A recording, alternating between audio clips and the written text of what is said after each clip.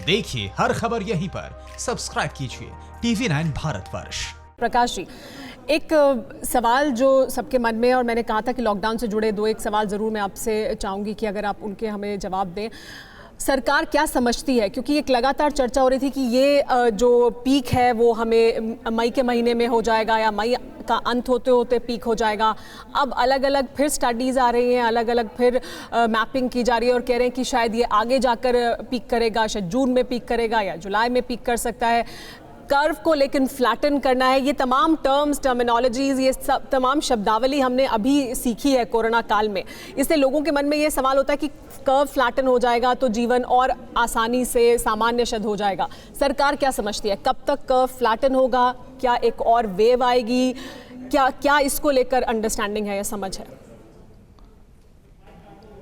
सरकार ने सभी प्रकार के विशेषज्ञों को इसमें सक्रिय किया है और इसलिए 9 एम्पावर्ड ग्रुप्स बने हैं।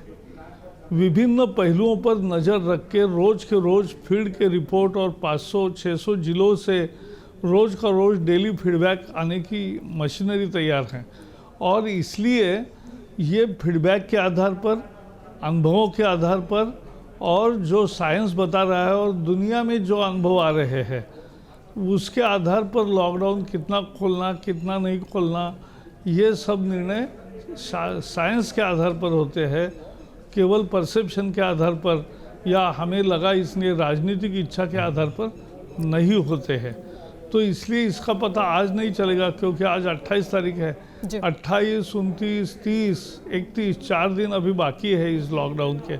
तो 4 दिन के अंत में इसका पता चलेगा। लेकिन जो मैंने कहा ये निश्चित पॉलिसी है कि जनजीवन जल्दी से जल्दी नॉर्मल हो जाए, लेकिन ये जो बीमारी है उसको भी मात देना है और इस बीमारी को हावी नहीं होने देना है। तो इसी सूत्र के आधार पर ये निर्णय होते रहेंगे विशेषज्ञों की सलाह से।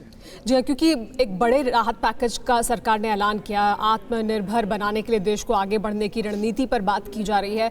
लेकिन चुनौती दो तरफा है, मजदूर की चुनौती भी है और जो व्यापार कर रहा है, जो बिजनेसमैन है, जो इंडस्ट्री चला रहा है, उसकी चुनौती भी है। इन दोनों की चुनौतियों का सामंजस्य कैसे बिठाया जाएगा, ये बड़ी चुनौती है।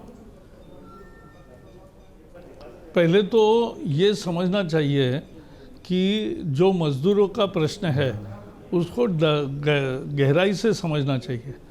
देखो, समाज में ये एक वास्तविकता क्या थी इसका दर्शन हुआ है। मजदूर काम के लिए चाहिए, लेकिन मजदूरों का ख्याल रखने की व्यवस्था सभी को सोचनी चाहिए। जैसे टाटा ने अपना कारखाना शुरू किया 100 साल पहले, तो तब जमशेदपुर बिठाया। हमारे यहाँ किर्लोस्कर ने शुरू किया तो किर्लोस्कर वाड़ी गांव पहले बिठाया, फिर बसाया। फिर वालचंद सेठ ने वालचंद नगर बसाया। आज भी अनेक बड़े बड़े उद्योग कॉलोनीज तैयार करते हैं, लेकिन वो नहीं करोगे तो ये कभी न कभी संकट आता है कि वर्कर रहेगा कहाँ, पता नहीं, और वर्कर आएगा कैसे, पता नहीं है। केवल हम तनख्वाह दे के हमारी रिश्ता उसका समाप्त हुआ तो फिर वो घर जाएगा, क्योंकि उसको घर के लोगों के साथ मिलना है। वो वापस भी आएंगे, वापस आना शुरू भी हो गया है। लेकिन इसके लिए सबको एक नई समझ, मुझे लगता है इस बीमारी ने सिखाई है कि एक दूसरे का ज़्यादा ख्याल करना चाहिए और अपने यहाँ काम करने वाले का ख्याल ज़्यादा करना चाहिए। ये मुझे लगता है मुख्य सीख है। लेकिन मैं जो मज़दूर आज भी कुछ, बहुत ज़्यादा नहीं, लेकिन कुछ लोग सड़क पर है, उनके लिए मैं कहना चाहूँगा कि मत जाइए सड़क से। पिछले 3,500 से ज़्यादा ट्रेनें चली और 50 लाख से ज़्यादा मजदूर अपने घर पे और रेलवे से आराम से पहुँच गए हैं। तो जो रेलवे से पहुँच गए हैं तो 50 लाख लोग गए हैं।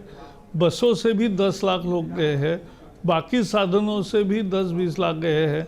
मेरा अंदाज़ा खुद का ऐसा है कि 70 लाख से ज़्यादा लोग ऑलरेडी पहुंच गए हैं।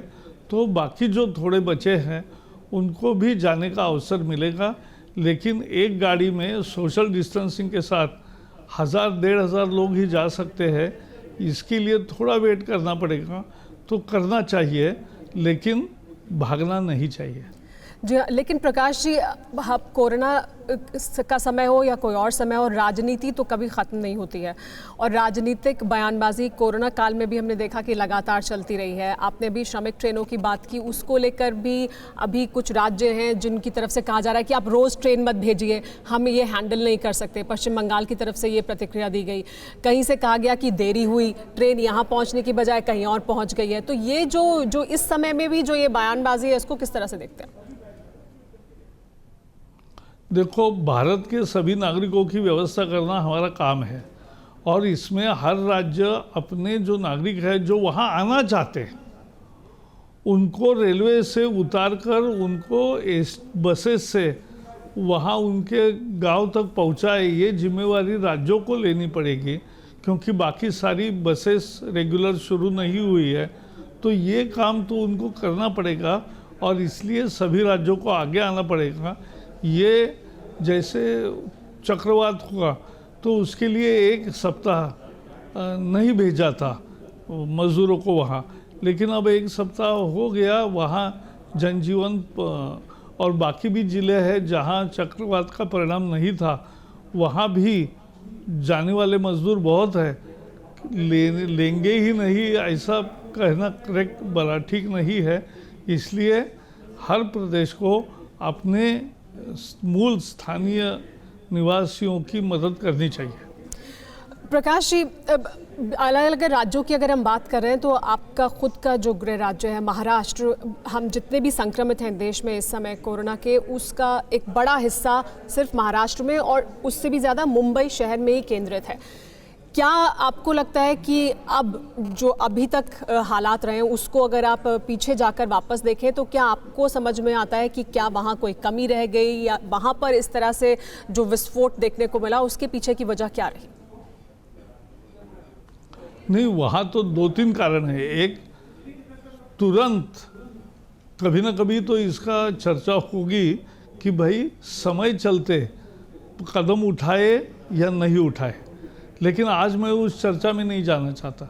लेकिन एक सच्चाई है लॉन्ग टर्म भी कि इतनी बड़ी घने आबादी के शहर निर्माण करोगे और इतनी झुग्गी झोपड़ियाँ तैयार होगी और वो एक रूम में अगर 6-6, 8-8 लोग रहने लगेंगे तो काहे का सोशल डिस्टेंसिंग होगा।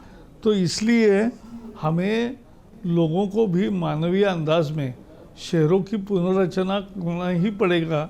मुझे लगता है इस बीमारी का सबसे बड़ा सबक यही है। फिक्र आपकी, सोमवार से शुक्रवार रात 9 बजे सिर्फ TV9 भारतवर्ष पर।